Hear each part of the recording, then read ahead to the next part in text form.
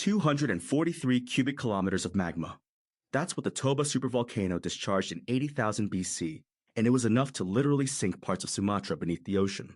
Not metaphorically, the land deflated and went under. And yet, here we all are. Today, we're diving into the writings of a researcher publishing as an unknown soldier who claims to have deciphered an 80,000-year-old iconographic writing system and what it reveals about how cooperation, not conflict, pulled humanity back from the edge of extinction. By the end of this episode, you'll understand what this writing system actually is, how it connects to Hindu scripture and the myth of Varaha, and why a boar's jawbone might be the most important tool in human history. My co-host has been deep in this material, so let's not waste any more time. Walk me in. What actually happened at Toba, and who is this unknown soldier? So, the Toba supervolcano eruption of 80,000 BC is described in this research as a near-extinction event. The discharge of 243 cubic kilometers of magma caused Sumatra, and possibly a wider surrounding area, to literally deflate and sink beneath the waves. The atmospheric fallout was catastrophic. We're talking about a world that was fundamentally altered. And the people who survived, what did that look like? According to an unknown soldier's research, the surviving kindreds organized into 4 distinct kingdoms almost immediately.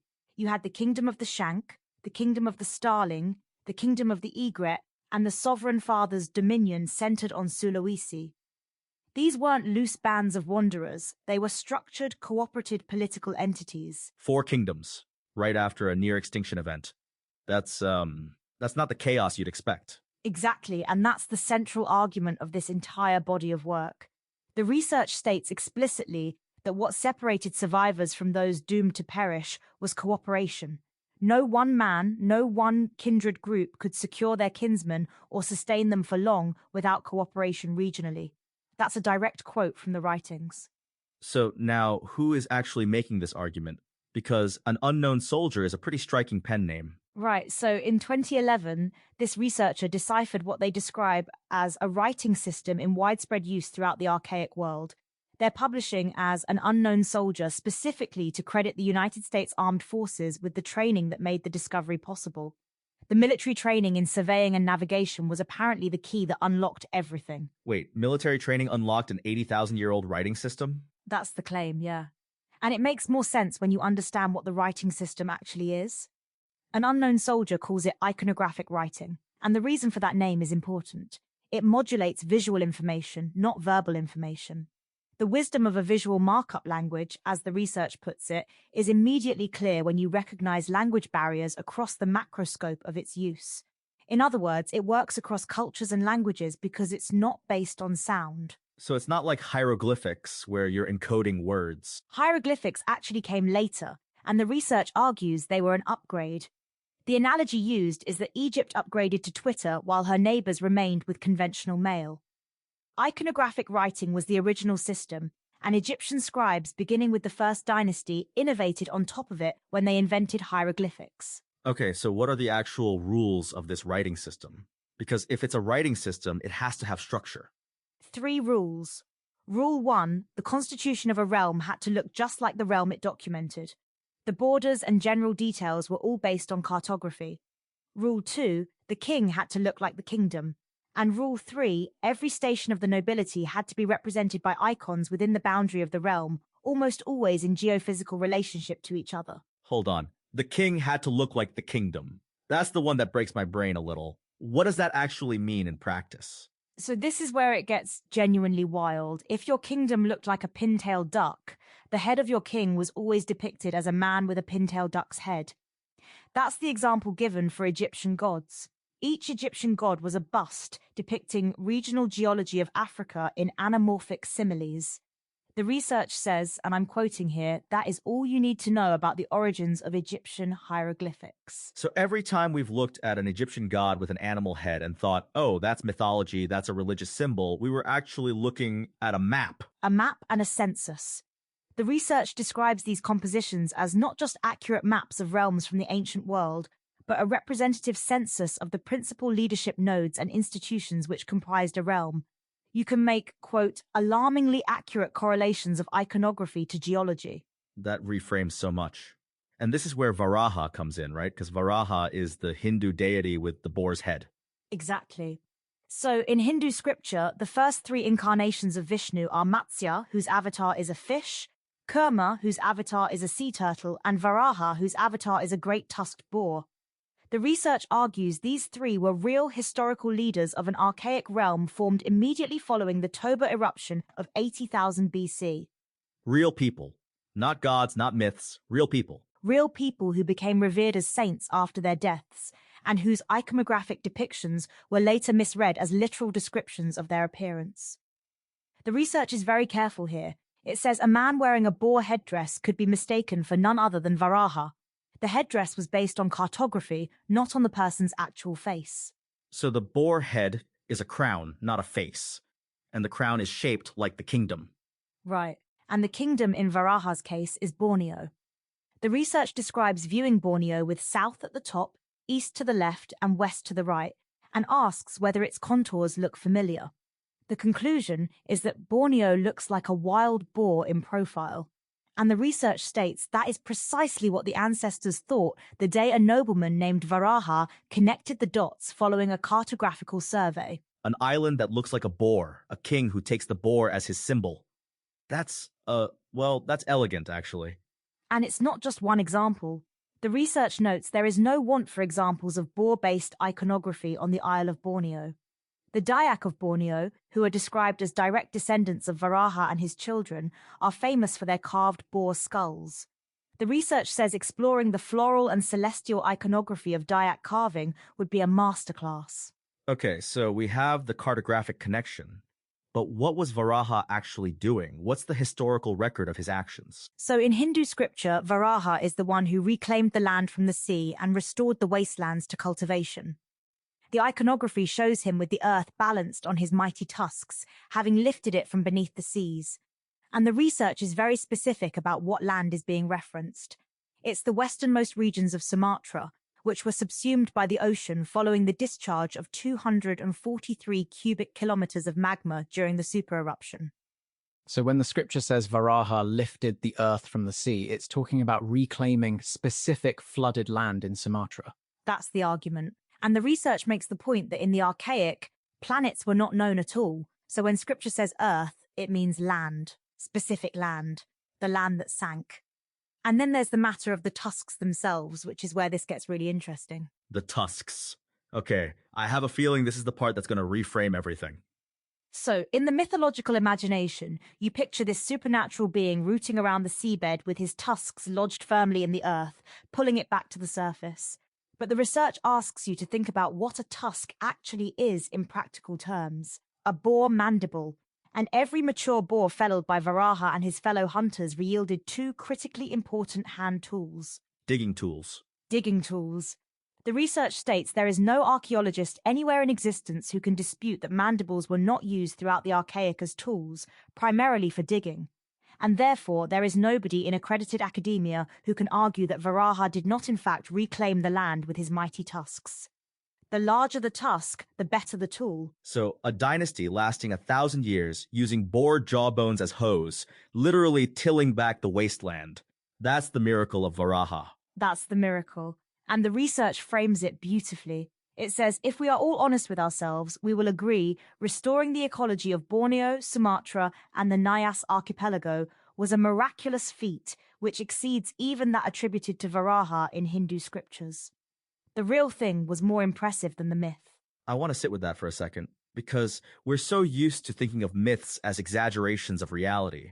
But here, the argument is that the reality was actually bigger than the myth. And that's because iconographic narratives were designed to be accessible to the youngest imagination. The research puts it this way. Iconographic narratives exercise the mind. Literal narratives merely fill the mind. A child hearing the story of Varaha lets their imagination run wild. A mature adult has to reason through the narrative to discern the truth within. It's almost like the myth is a compression algorithm. You compress 1,000 years of agricultural labor into one image of a boar lifting the earth. That's a really good way to put it. And the research makes the point that lazy intellectuals dismiss all they cannot immediately accept as true, to be fiction, to be myth, to be dismissed. But the point of iconographic narratives was to present history in an engaging narrative, one which would draw in the youngest imagination. Now, Varaha didn't do this alone. There's a woman in this story. Bhumi, also known by her formal title Bhudevi, she's described as the love of Varaha's life, and the research calls her the earliest documented horticulturalist in recorded history. Her emphasis was specifically on soil health and restoration. It was for Bhudevi that Varaha did battle, using his tusks to restore harmony and balance to the soils of the wastelands. So she's not a passive figure. She's the agronomist. She's the one who knew what to do with the land once it was reclaimed. Exactly. And the research notes something that connects all the way to the present day. Throughout the Indonesian archipelago, boars, or at least their domesticated cousins, are used for household waste disposal and as a source of fertilizer to build garden soils. That practice has a lineage going back to Bhumi's work 80,000 years ago. The pigs are still doing the same job. That's a thread that runs a long way. It really is. And the research describes Varaha and Bhumi as a young couple who were the first to return to Borneo to replenish the lands and restore their promise. They were of the debutante nobility, and Borneo was the dominion they claimed through blood, sweat, and tears. That's the human story underneath the divine iconography. I want to go back to the writing system itself for a second, because you mentioned soloromancy earlier, and I think we need to explain how these maps were actually made. Because if the whole system is based on cartography, someone had to make accurate maps 80,000 years ago. Right, and this is where the military training connection becomes concrete. The technique is called soloromancy in the research, and it's described as using a staff and the sun's shadow to establish a perfect east-to-west line. You place a staff upright, mark the tip of its shadow, wait for the shadow to move, mark the new tip, and draw a line between the two stones. That line is a perfect east-west reference every time. And that's the same technique taught in U.S. Army basic training. The research says this technique remains more accurate than modern GPS satellites. From that east-west baseline, you can measure azimuths to distant landmarks, trace those lines, and build up an accurate map of your region. The research walks through Moses doing exactly this on Mount Sinai over 40 years of shepherding, building up a detailed map of the kingdom of Midian, one waypoint at a time. Moses the cartographer. That's not the Sunday school version. No, it really isn't. And the research makes the point that because the sun was the exclusive instrument of God in archaic understanding, the process of cartography was not regarded as a science. It was regarded as a process of divination. Soloromancers were a caste of the clergy who dedicated themselves to the interpretation of solar phenomena. The primary tool of the soloromancer was his staff. So the staff wasn't just a walking stick, it was a surveying instrument. A surveying instrument and a symbol of divine authority, because the person wielding it was literally reading the will of God through the movement of the sun. The research notes that the longer the stick, the lower the error. More correctly, the longer the stick, the greater the reliability of the divination. Okay, here's a tangent I can't resist. You mentioned that the Arabian nobility's robes and headdresses were also part of this system. That one caught me off guard. Yeah, this is a fascinating detail in the research. The agal, which is the rope headdress worn by Arabian nobility, is described as functioning as a compass complete with azimuth indicators. The meticulously incremental pattern woven into the agal is not decorative, it's navigational. And the gold borders on the robes represented the line of solar progress. When laid flat on the ground like a prayer rug, the border forms a perfect east-to-west line. So the prayer rug is also a compass. The robe is also a map. The research says, dressed in nothing more than a bisht and agal, the Arabian nobility were never lost. And it goes further, suggesting that secrets would have been recorded on the underside of rugs, disguised as finishing knots so as not to draw attention to the information they recorded. Information technology woven into fabric. That's brilliant for a world without paper. And it's consistent with the broader argument that iconographic writing was a global information technology. The research states it has been documented in use prior to 1500 BC on every continent in the world except Antarctica. The geographical breadth is described as global, and the chronological depth, the research says, is breathtaking. The iconographic record begins in 77,000 BC following the Toba eruption. 77,000 BC. That's not a typo. Not a typo. And the research is careful to note where it's working within existing academic consensus and where it's speculating. For instance, an unknown soldier believes Papua New Guinea and Sulawesi were colonized before the super eruption of 80,000 BC. But until archaeological evidence confirms that, the narrative is restricted to existing scientific consensus. That's actually a really important distinction, because a lot of fringe theories just ignore the consensus entirely. Right, and the research is explicit about this. It says academic consensus can be recklessly restrictive, but it also says the narrative will be restricted to existing scientific consensus until evidence confirms otherwise. There's a tension there that the research acknowledges rather than papers over. Let's talk about the religious dimension for a second, because the research goes into some depth about what it means to call Varaha an incarnation of Vishnu versus a historical human being.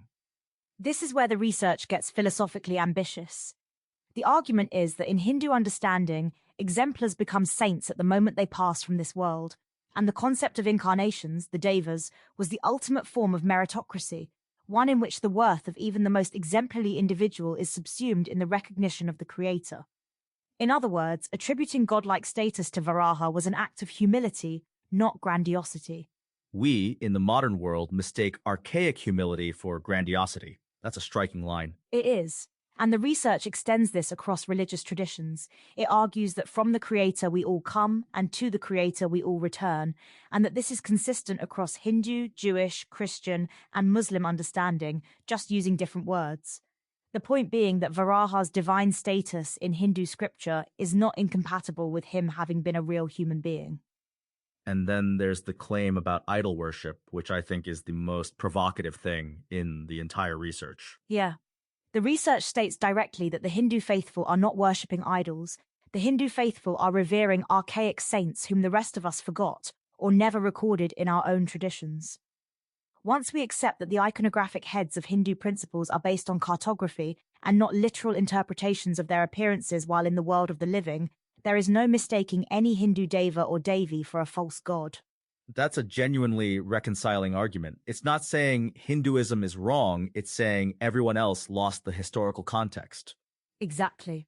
And the research closes that section with a prayer, essentially, that everyone of every faith can put to rest lingering images of Hindus worshipping fictional creatures and characters. We all owe as much to Matsya, Kurma, and Varaha as any of our most revered saints. That's a pretty remarkable claim to make. It is. And it connects back to the cooperation theme, doesn't it? Because if these figures are shared ancestors of all humanity, then the story of Toba is everyone's story. That's the implication. The research frames the iconographic record as explicit records on which scholars of the 21st century have to reflect and expand, because archaic iconography was first employed to document each surviving kindred, its leaders, and the protocols which bound them in mutual assistance. The cooperation protocols are literally written into the art. The cooperation protocols are the art. That's a sentence I need a moment with. And it makes sense when you think about what these compositions were. The research calls them constitutions. Each kingdom documented its structure and the function of its nobility in iconography, rendering these compositions, for all intents and purposes, constitutions. The art was governance. So when you step back from all of this, here's what I keep coming back to. We started with 243 cubic kilometers of magma and a world on the edge of ending. And what this research is arguing is that the response to that was not chaos, not every kindred for itself, but structured, documented, cooperative governance. And not just governance in the moment. A dynasty lasting 1,000 years of sustained agricultural labor. Varaha and Bhumi didn't just survive the aftermath of Toba. They built something. They reclaimed land, restored soil, raised animals for food and fertilizer, and encoded all of it in an iconographic system that persisted for tens of thousands of years across every continent. Here's what this really comes down to. An unknown soldier is making a case that the oldest writing system in the world is not about language at all. It's about place. It's about belonging to a specific piece of land, and the responsibility that comes with that belonging. And the responsibility was collective. The research is unambiguous that no one man, no one kindred group could secure their kinsmen or sustain them for long without cooperation regionally. That's the lesson encoded in the iconography. That's what Varaha's tusks actually mean. Not supernatural power, but sustained collective effort with the tools at hand. The tools at hand. A boar's jawbone and 1,000 years of showing up. And a woman named Bhumi who knew what to do with the soil. The research is careful to give her equal weight. She's the earliest documented horticulturalist in recorded history. The miracle of Varaha was not his alone. I also want to flag something the research says about its own limitations, because I think it's important. An unknown soldier describes this as a prospective narrative, restricted to existing scientific consensus until archaeology catches up. That's a level of intellectual honesty you don't always see in work this ambitious. It is. And the research acknowledges that the reflex to reject these claims as heresy or blasphemy is almost unavoidable. It prefaces the most provocative arguments carefully. It's not trying to tear down religious traditions, it's trying to add historical depth to them. And the discovery itself started in 2011 in Cardiff, Wales, with a stone called the Bryn Cellthithi Pattern Stone in the National Museum of Wales. Radiocarbon dated to 3,500 BC. That's where the thread began. And it led to the Dama de Elche in Spain, then to Egyptian hieroglyphics, then all the way back to 77,000 BC in Indonesia. The research describes the geographical breadth as global and the chronological depth as breathtaking. Those are not words chosen lightly. So what's the actionable insight here? Because I think there's something genuinely useful in this beyond the historical fascination. I think the actionable insight is about how we read the past. The research argues that if we expect everything in Hindu scriptures to be literal, as we in the modern world appreciate literal narratives to be, we will mistake iconographic histories for mythology, a fiction of the imagination which cannot plausibly have been true at any time. The invitation is to develop iconographic ears. Iconographic ears. I like that. Read the shape, not just the story. And recognize that the people who came before us were not less intelligent. They were operating with different tools and different frameworks. A man with a boar crown was not a primitive. He was a king whose kingdom was mapped in his headdress, whose agricultural dynasty was encoded in his mythology, and whose cooperation protocols were written into the art of his people. We started this episode with 243 cubic kilometers of magma sinking Sumatra beneath the ocean. And we're ending with the image of a young couple, Varaha and Bhumi, returning to a wasteland with boar jawbones and the intention to make it bloom again. That's the story the iconography is telling. That's what survived 80,000 years. And the research closes with something worth sitting with. It says the Hindu faithful are revering archaic saints whom the rest of us forgot or never recorded in our own traditions. The iconographic record is not mythology, it's memory. The oldest memory we have. The oldest memory we have. So the next time you see a Hindu deity with an animal head, you might be looking at a map of a kingdom that existed 80,000 years ago, and a record of the people who decided that cooperation was the only way through. That's not mythology. That's the most human story there is.